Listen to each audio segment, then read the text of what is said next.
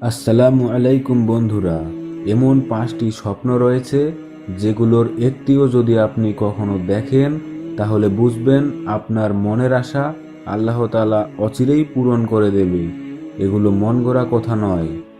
1, স্বপ্নে যদি কেউ নিজের কাছে কাপড় সেলাই করার কোনো সুই দেখতে পায় এবং সেটি দিয়ে যদি সে কোনো কিছু সেলাই করে, তাহলে এর ব্যাখ্যা হচ্ছে তার দায়িত্বে অনেক বড় কাজ আসবে এবং এর মাধ্যমে আল্লাহ তার মনের আশা পূরণ করবেন।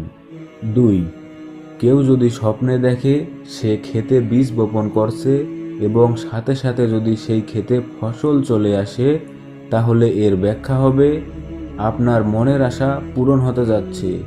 3, স্বপ্নে যদি কেউ হাত মুখ ধৌত করতে দেখে তাহলে এর ব্যাখ্যা হচ্ছে তার মনের আশা পূরণ হতে চলেছে।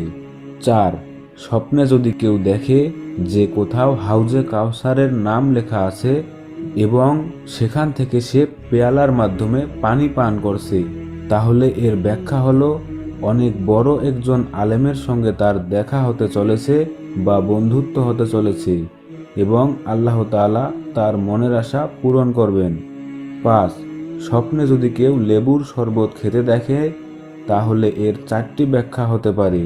তার মধ্যে অন্যতম একটি জীবনে সফল হওয়া, আর বাকি 3টি ব্যাখ্যা হলো আল্লাহ তাআলা তাকে সম্পদশালী বানাবেন, বিনা পরিশ্রমে সে জীবিকা অর্জন করতে পারে, জীবিকা সহজ হয়ে যাবে